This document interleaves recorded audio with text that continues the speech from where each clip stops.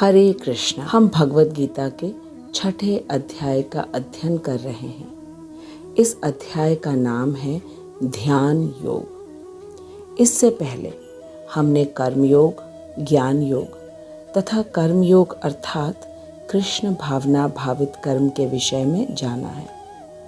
आइए समझते हैं कि यह कर्म योग, ज्ञान योग और कृष्ण भावना भावित कर्म क्या है, और अब हम ध्यान योग का भी अध्ययन करने जा रहे हैं। तो ये सब क्या है, इससे हमारा क्या संबंध है, इन योगों का हमारे जीवन में क्या प्रयोजन है। संबंध के ज्ञान के बिना सब कुछ निरर्थक है। आज के श्लोक को आरंभ करने से पहले हम इन बातों को समझ लें तो हमारे लिए अच्छा रहेगा। सर्वप्रथम हमें ये जान लेना है कि भगवद गीता हमें स्वयं भगवान ने आकर दिया।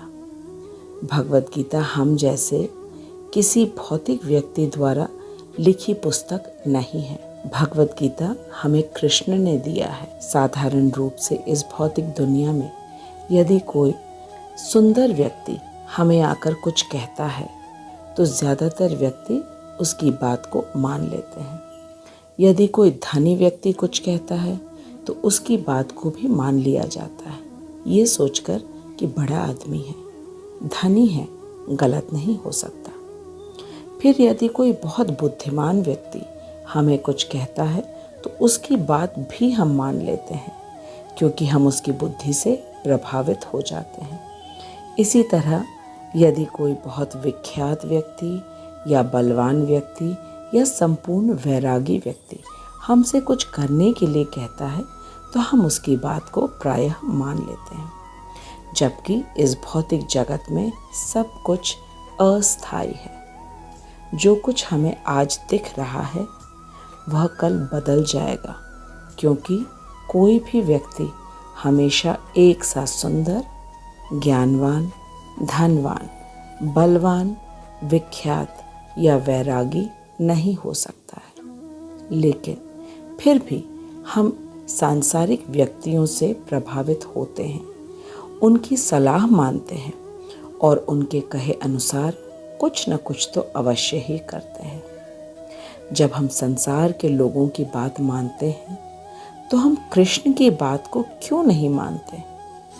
कृष्ण ने हमें स्वयं आकर भगवद गीता दी, और कृष्ण संपूर्ण सौंदर्य, संपूर्ण ज्ञान, संपूर्ण धन, संपूर्ण बल, संपूर्ण यश तथा संपूर्ण वैराग्य के स्वामी हैं।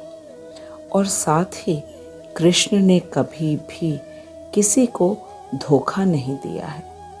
फिर भी हम कृष्ण की दी हुई भगवद गीता को नहीं पढ़ते, और यदि पढ़ भी लेते हैं तो उस पर अमल नहीं करते। कितनी हैरानी की बात है। संसार के लोगों पर हम विश्वास कर लेते हैं, लेकिन कृष्ण पर हम विश्वास नहीं करते कि उन्होंने जो हमें भगवद गीता में ज्ञान दिया है वह हमारे लिए कितना हितकारी है। भगवान ने हम पर करुणा करके हमें भगवद गीता दी और साथ में योग्य गुरु को भी भेजा, ताकि हम भगवद गीता को यथा रूप में समझ लें। भगवद गीता में जो कर्म योग, ज्ञान योग, ध्यान योग तथा भक्ति योग बताया है, इन सब में एक शब्द समान है, और वह शब्द है योग। योग का अर्थ है जुड़ना। इसका मतलब है कि हमें किसी से जुड़ना है। किससे जुड़ना है, ये हमें सांख्य योग को पढ़ के समझ में आ गया कि हम आत्मा हैं, कृष्ण के अंश हैं। और जब हमें ये मालूम हो गया कि हम सभी कृष्ण के अंश हैं, तो हमें उन्हीं से जुड़ना है या योग स्थापित करना है। उस योग को पुनः स्थापित करने के लिए हमें कर्म योग, ज्ञान योग, ध्यान योग तथा भक्ति योग के विषय में भगवान ने बताया है। सबसे पहले भगवान ने कर्म योग के विषय में बताया, क्योंकि एक क्षण के लिए भी कोई बिना कर्म किए नहीं रह सकता। इसीलिए भगवान ने हमसे कर्म योग में बताया कि हमें वर्णाश्रम के अनुसार शास्त्र विहित कर्म करना है, ताकि हमसे भूल से भी विकर्म ना हो तथा अकर्म भी ना हो। शास्त्रों में अनुमोदित कर्म को स्वधर्म कहते हैं तथा शास्त्र में जिन चीज़ों का निषेध किया है, यदि उन्हें किया जाए तो वह विकर्म कहलाते हैं। इसके अलावा यदि स्वधर्म को न किया जाए तो वह अकर्म होता है। अकर्म का एक और अर्थ है कि जब व्यक्ति अपने आप को बिल्कुल भी कर्ता नहीं मानता है तो वह भी अकर्म की श्रेणी में आता है। तीसरे अध्याय में भगवान ने हमें निष्काम कर्म करने के लिए कहा है, क्योंकि जब तक हम निष्काम कर्म नहीं करेंगे तब तक हमारे हृदय में भोग करने की प्रवृत्ति समाप्त नहीं होगी और भोग की कामना हृदय की गंदगी है तथा गंदे हृदय और मन में ज्ञान टिक नहीं सकता। इसीलिए सर्वप्रथम सभी के लिए निष्काम कर्म करके अपने हृदय को स्वच्छ करना अनिवार्य है। अब बारी आती है इंद्रियों को निग्रह करने की। निग्रह अर्थात संयम में रखने की। इसके लिए दो मार्ग हैं, पहला है ज्ञान मार्ग और दूसरा है ध्यान मार्ग। ज्ञान के द्वारा यदि किसी को यह विश्वास हो जाए कि इस भौतिक जगत की प्रत्येक वस्तु एवं व्यक्ति अवास्तविक है अर्थात अस्थायी है और इस भौतिक जगत की प्रत्येक सुख को प्राप्त करने के पहले भी बहुत दुख एवं परिश्रम करना पड़ता है और सुख समाप्त होने पर तो निश्चित रूप से दुख होता है। तो जो व्यक्ति यह जान लेता है और मान लेता है कि इस भौतिक जगत की प्रत्येक वस्तु नश्वर है तथा शुरुआत में भी दुख और बाद में तो दुख अवश्य है, वह कभी भी भौतिक वस्तुओं को पाने की लालसा नहीं करता है। उदाहरण के लिए प्रत्येक माता पिता अपने लड़के या लड़की के विवाह के लिए बहुत मेहनत करते हैं। विवाह में भी खूब बिना बात का खर्च भी होता है, जिसके लिए माता पिता को कष्ट करके धन संग्रह करना पड़ता है और योग्य वर या वधू का चयन भी बहुत ही कठिन कार्य है। और इतना करने के बाद यदि बहू या दामाद अच्छा न हो तो बहुत दुख उठाना पड़ता है। तो शुरू में भी दुख और बाद में भी दुख। संसार में यह सुख दुख लगातार चलता ही रहता है और जो व्यक्ति इस बात को समझ लेता है वह इस भौतिक जगत में किसी वस्तु को पाने की कोशिश नहीं करता और अपने इंद्रियों को भगवान को जानने में लगा देता है और वह भगवान के ब्रह्म ज्योति में लीन होना चाहता है। यह है ज्ञान योग। लेकिन जो व्यक्ति इतना ज्ञानी नहीं होता कि बस शास्त्रों को पढ़ के और समझकर ज्ञान हो जाए, उनके लिए ध्यान योग का प्राविधान है। उन्हें अष्टांग योग में यम नियम आसन प्राणायाम प्रत्याहार धारणा ध्यान एवं समाधि की विधि का पालन करके इंद्रियों को संयम में रखने का अभ्यास करना होता है। इसका सीधा अर्थ है कि जो व्यक्ति इतने ज्ञानी नहीं हैं कि शास्त्र की बात को मानकर समझ लें, तो उन्हें अष्टांग योग में आसन में बैठकर आंखें बंद कर सांस को नियंत्रण में करके इंद्रियों को नियंत्रण में करने का अभ्यास कराया जाता है। और अब सबसे मुख्य बात कि इन सब योग से व्यक्ति को भक्ति मार्ग में अग्रसर होने के लिए उचित पात्रता को अर्जित करने का प्रशिक्षण दिया जाता है। सबसे पहले निष्काम कर्म करके हृदय को शुद्ध करना और ज्ञान योग या ध्यान योग से इंद्रियों को संयम में रखना और फिर संयमित इंद्रियों को कृष्ण भक्ति के कार्यों में लगाना, जैसे कि श्रवण कीर्तन स्मरण इत्यादि। और जो व्यक्ति सीधे ही भक्ति करने लगता है उसमें स्वतः ही समस्त सद्गुण आ जाते हैं, जैसे कि वह निष्काम होता है और उसकी इंद्रियां सदा ही कृष्ण की सेवा में लगी रहती हैं। उसे अलग से ध्यान या ज्ञान लेने की आवश्यकता नहीं होती। मुझे पूर्ण विश्वास है कि अब हम सबको अच्छी तरह पता चल गया कि भगवान ने कर्मयोग, ज्ञान योग, ध्यान योग तथा भक्ति योग का मार्ग क्यों बताया है। इन सब योग से व्यक्ति को भगवान से जुड़ने का अवसर मिलता है, क्योंकि भगवान से जुड़े बिना स्थायी शांति नहीं मिल सकती। अब आइए हम आज के श्लोक अर्थात भगवद गीता यथारूप के 6ठे अध्याय के श्लोक संख्या 2 का वाचन करते हैं। श्लोक संख्या 1 में भगवान ने हमें सच्चे सन्यासी एवं योगी के विषय में बताया था। अब देखते हैं कि भगवान हमें आज के श्लोक में क्या बताने वाले हैं।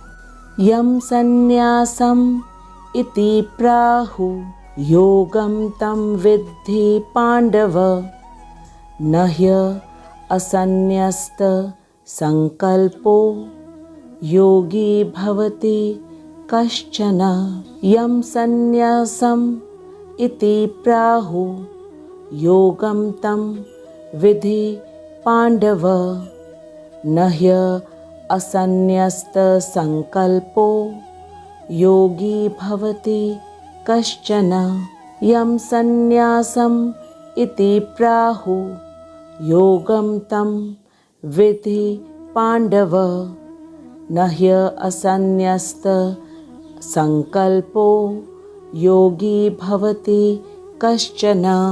भगवान अर्जुन से कह रहे हैं, हे पांडुपुत्र, जिसे सन्यास कहते हैं उसे ही तुम योग अर्थात परम ब्रह्म से युक्त होना जानो, क्योंकि इंद्रिय तृप्ति के लिए इच्छा को त्यागे बिना कभी योगी नहीं हो सकता।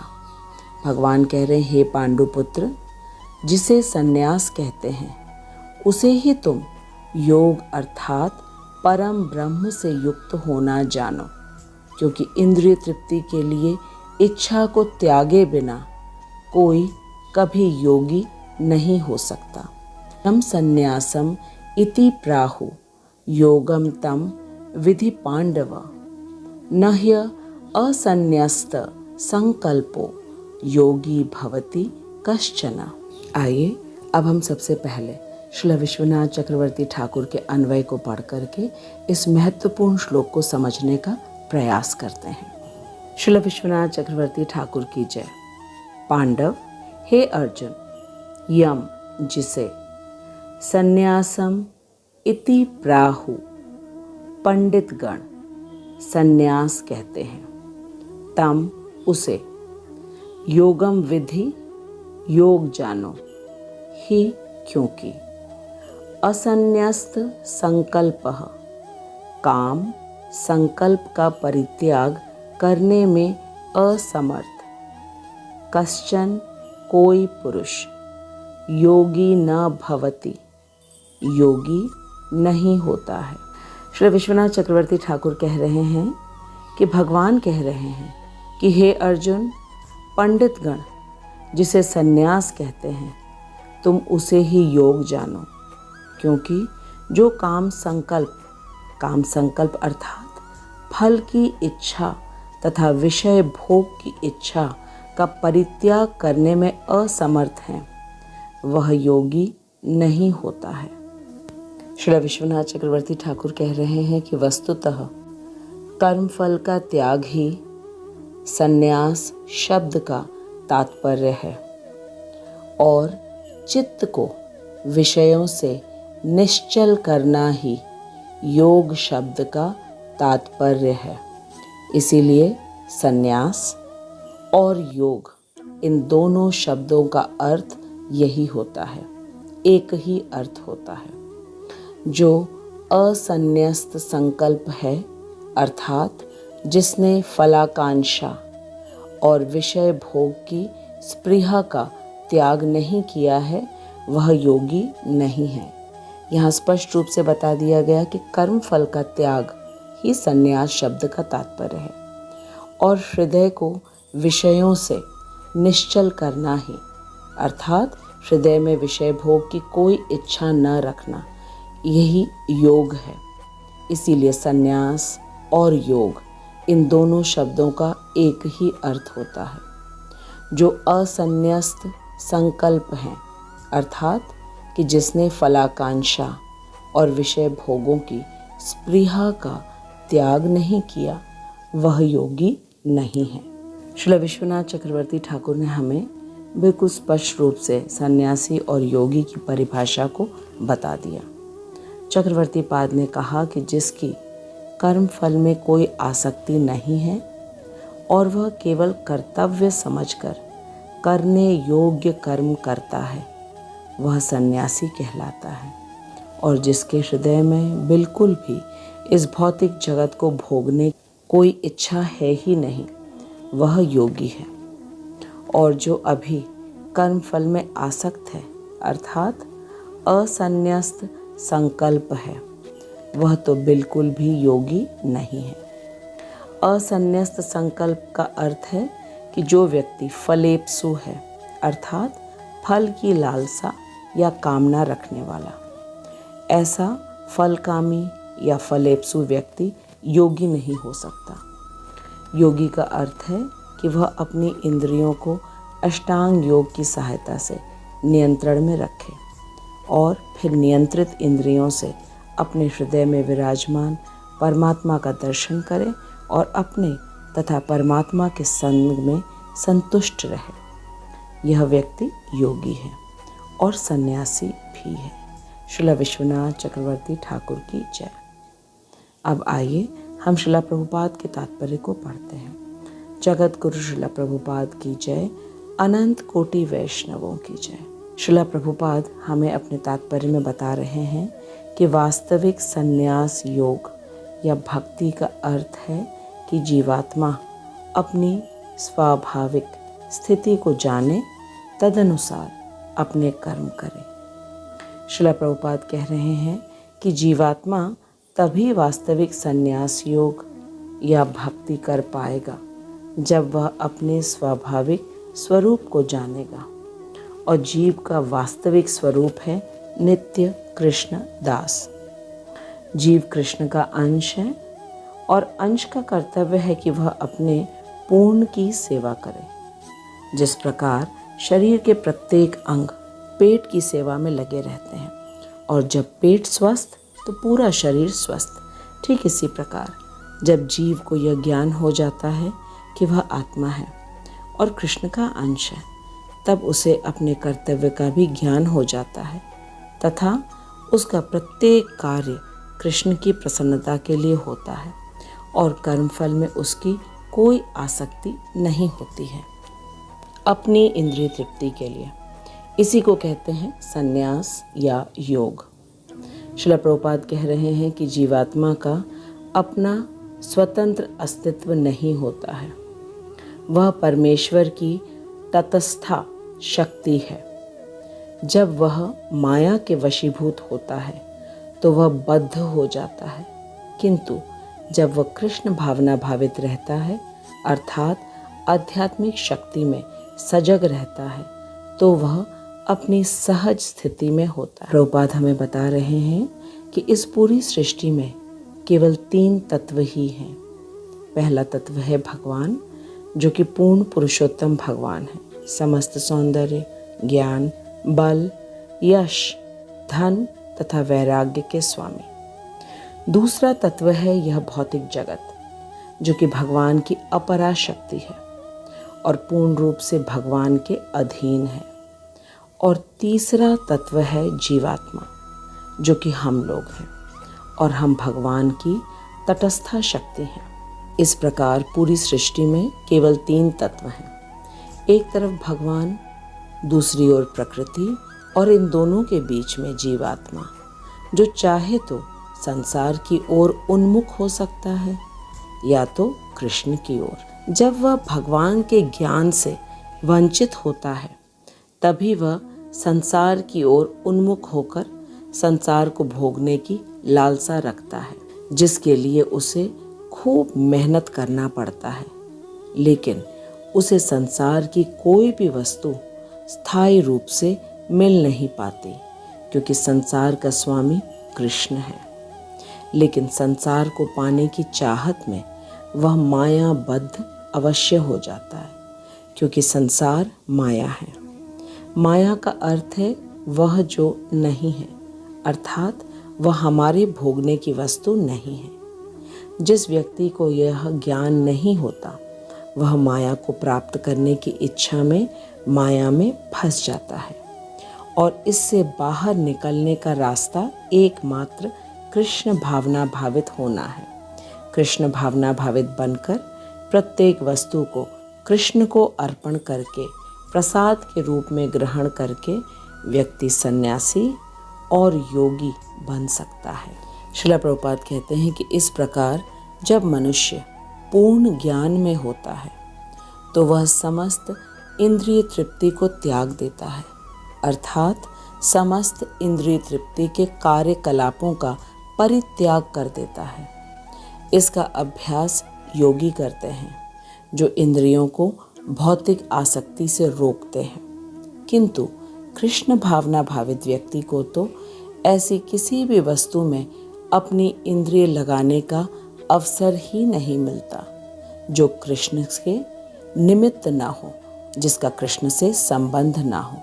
फलतः कृष्ण भावना भावित व्यक्ति सन्यासी तथा योगी साथ साथ होता है। श्रील प्रभुपाद कहते हैं कि कृष्ण भावना भावित व्यक्ति के पास बिल्कुल समय नहीं होता, क्योंकि वह हमेशा कृष्ण भक्ति के कार्यों में लगा रहता है। प्रभुपाद कहते हैं कि कृष्ण भावना भावित व्यक्ति कोई भी हो सकता है। सबसे महत्वपूर्ण बात यह है कि उसे कृष्ण के साथ अपने संबंध का ज्ञान होना चाहिए, फिर चाहे वो किसी भी वर्ण या आश्रम में हो सकता है। एक छात्र भी कृष्ण भावना भावित हो सकता है, एक अध्यापक भी, डॉक्टर भी, वकील भी, व्यापारी भी, कोई भी कृष्ण भावना भावित होकर अपने समस्त करने योग्य कर्तव्यों को कर सकता है, फल की कामना से रहित होकर, और वह बिल्कुल भी ऐसा कोई कार्य नहीं करता जिससे कृष्ण का कोई संबंध ना हो। ऐसा व्यक्ति सन्यासी तथा योगी है। श्रील प्रभुपाद कहते हैं कि ज्ञान तथा इंद्रिय निग्रह योग के ये दोनों प्रयोजन कृष्ण भावना भावित द्वारा स्वतः ही पूरे हो जाते हैं। यदि मनुष्य स्वार्थ का त्याग नहीं कर पाता तो ज्ञान तथा योग व्यर्थ रहते हैं।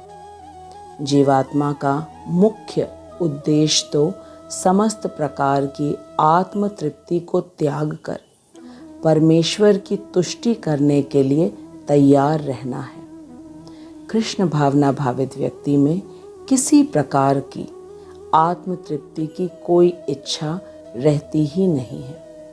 वह सदैव ही परमेश्वर की प्रसन्नता में लगा रहता है, और जिसे परमेश्वर के विषय में कुछ भी पता नहीं होता वही स्वार्थ पूर्ति में लगा रहता है, क्योंकि कोई भी निष्क्रिय नहीं रह सकता। तो ये बिल्कुल स्पष्ट हो गया कि जिसे पूर्ण ज्ञान होता है वह कृष्ण भावना भावित व्यक्ति है। वह कभी भी आत्मतुष्टि की इच्छा नहीं करता, और वह सदैव प्रत्येक करने योग्य कर्म को कृष्ण की प्रसन्नता के लिए करता है। लेकिन जिस व्यक्ति को ये पता ही नहीं है कि वह कौन है और भगवान कौन है और उसका और भगवान का क्या संबंध है, वही व्यक्ति अपनी स्वार्थ पूर्ति में लगा रहता है, क्योंकि कभी भी कोई भी व्यक्ति निष्क्रिय नहीं रह सकता है। कृष्ण भावना भावित का अभ्यास करने से सारे कार्य सुचारू रूप से संपन्न हो जाते हैं। इसीलिए श्रील प्रभुपाद हमें हमेशा कहते हैं कि कृष्ण भावना भावित कार्यों में हमेशा लगे रहना चाहिए, ताकि जीवन का मुख्य लक्ष्य बहुत ही सरलता से प्राप्त हो सके। और जीवन का मुख्य उद्देश्य है कृष्ण भक्त बनना। इसीलिए प्रभुपाद कह रहे हैं कि कृष्ण भावनामृत का अभ्यास करने से सारे कार्य सुचारू रूप से संपन्न हो जाते हैं। सारे कार्य का अर्थ है जीवन के मुख्य लक्ष्य की प्राप्ति, और जीवन का लक्ष्य है कि हम कृष्ण भक्त बने और कृष्ण की सेवा करें, जिन्होंने हमें सब कुछ दिया है। कृष्ण ने हमें मनुष्य शरीर दिया, शरीर में आत्मा दी जिसके कारण हम चेतन हैं। इस शरीर के पोषण के लिए समस्त वस्तुएं दी, जैसे कि सांस लेने के लिए हवा, हवा में ऑक्सीजन, पीने के लिए पानी, समस्त अन्न, फल, सब्जियों को उगाने के लिए धरती, धरती में बीज दिया, फिर उचित मात्रा में सूर्य की किरणें, प्रकाश, हवा, पानी, सब कुछ दिया। यह सब हमारे शारीरिक विकास के लिए दिया है और आध्यात्मिक विकास के लिए भगवद गीता दी और योग्य गुरु को भी भेजा ताकि हम मनुष्य कृष्ण भावना भावित बन सके। 5वें अध्याय के आखिरी श्लोक में भगवान ने कहा है, भोक्तारम यज्ञ तपसाम सर्वलोक महेश्वरम सुहृदम सर्वभूतानाम ज्ञात्वा माम शांतिम ऋच्छति। अर्थात कृष्ण परम भोक्ता हैं, वे ही सभी लोकों के तथा सभी देवी देवताओं के भी नियंत्रक हैं और वे ही सभी के परम मित्र, परम सुहृद हैं। इन 3 बातों को यदि कोई समझ गया तो वह कभी भी कृष्ण की बनाई सृष्टि को भोगने की इच्छा नहीं रखेगा, न ही किसी पर नियंत्रण करने का प्रयास करेगा और साथ ही वह न तो किसी को अपना मित्र मानेगा और न ही किसी का मित्र होने का दावा करेगा, क्योंकि वह अच्छी तरह जान चुका है कि कृष्ण ही सबके स्वामी हैं तथा उन्हें सबके वर्तमान, भूत तथा भविष्य का ज्ञान है। तभी तो वे सबके नियंत्रक हैं। वे केवल 84 लाख योनियों के सभी जीवों के नियंत्रक नहीं हैं, बल्कि वे समस्त लोकों के तथा सभी देवी देवताओं के भी नियंत्रक हैं और सबका हित चाहने वाले हैं, सभी जीवों के परम मित्र। जो व्यक्ति इस ज्ञान से परिपूर्ण होता है, फिर वह अपने सभी करने योग्य कर्तव्य को अवश्य करता है, लेकिन बिना कर्मफल की इच्छा के, तथा उसके हृदय में संसार की किसी चीज़ का भोगने की कोई इच्छा नहीं होती। ऐसा व्यक्ति सन्यासी तथा योगी है। और जो व्यक्ति इस ज्ञान से पूर्ण नहीं है, वे संसार को भोगने की इच्छा में बंधे हुए हैं। श्रील प्रभुपाद हमें कोयले के उदाहरण से योग की आवश्यकता और महत्व को बता रहे हैं। जिस प्रकार एक बड़े आग से यदि एक छोटा कोयले का टुकड़ा बाहर निकलकर दूर गिर जाता है तो कुछ देर तक उसमें आग होती है, लेकिन धीरे धीरे उसकी आग बुझ जाती है। लेकिन यदि उस कोयले के टुकड़े को कोई उठाकर वापस उस बड़े आग में डाल देता है तो वह बुझा हुआ कोयला का टुकड़ा फिर से जलने लगेगा और उसमें आग के दोनों गुण फिर से आ जाएंगे। उसमें आग का तापमान तथा लाल रंग दोनों आ जाएगा। बिल्कुल यही हम सबकी अवस्था है। हम कृष्ण के अंश हैं, लेकिन किसी कारण इस भौतिक संसार में गिर गए हैं और जन्म मृत्यु के चक्र में फंस गए हैं। और यहाँ से हमें निकालने के लिए भगवान ने भगवद गीता दी है और कर्मयोग, ज्ञान योग, ध्यान योग तथा भक्ति योग का मार्ग बताया है, जिसका अभ्यास करके हम कृष्ण भावना भावित बन सकते हैं और जीवन के मुख्य लक्ष्य की प्राप्ति कर सकते हैं। भगवान ने हमें सभी प्रकार के योग के विषय में बताया, लेकिन श्रील प्रभुपाद कह रहे हैं कि सभी प्रकार के योग की तुलना में भक्ति योग सबसे सरल है। मैं आशा करती हूँ कि हम सभी अच्छी तरह समझ चुके हैं कि जो काम संकल्प का परित्याग करने में असमर्थ है वह योगी नहीं होता है, और जो योगी नहीं है वह सन्यासी नहीं है। वह भगवान से कैसे युक्त होगा, और भगवान से युक्त हुए बिना सुख नहीं है, शांति नहीं है। मुझे अपूर्ण विश्वास है कि भगवान के वचनों को हमने ध्यानपूर्वक सुना है और उन्हें सुनकर हम अवश्य ही सही निर्णय लेंगे अपने लिए। मैं श्रील प्रभुपाद, श्रील विश्वनाथ चक्रवर्ती ठाकुर और अपने शिक्षा गुरु को दंडवत प्रणाम करती हूँ, जिनकी अहेतु की कृपा से हम भगवद गीता के परम रहस्यमय ज्ञान को इतनी सरलता से समझ पा रहे हैं। मैं आपको धन्यवाद देती हूँ कि आप खूब एकाग्रता से भगवान के वचन को सुन रहे हैं। आप कमेंट बॉक्स में अवश्य लिखिएगा कि आपको क्या समझ में आया है सन्यासी एवं योगी के विषय में। यदि कोई प्रश्न है तो अवश्य पूछिएगा। मैं प्रभुपाद की कृपा से आपके प्रश्न का उत्तर देने का पूर्ण प्रयास करूंगी। इस वीडियो को खूब ध्यान से देखिए, अन्यों के साथ शेयर कीजिए। अब हम अगले सप्ताह मिलेंगे श्लोक संख्या 3 के साथ। तब तक आप खूब अच्छी तरीके से हरे कृष्ण महामंत्र का जप करिए और सदा प्रसन्न रहिए।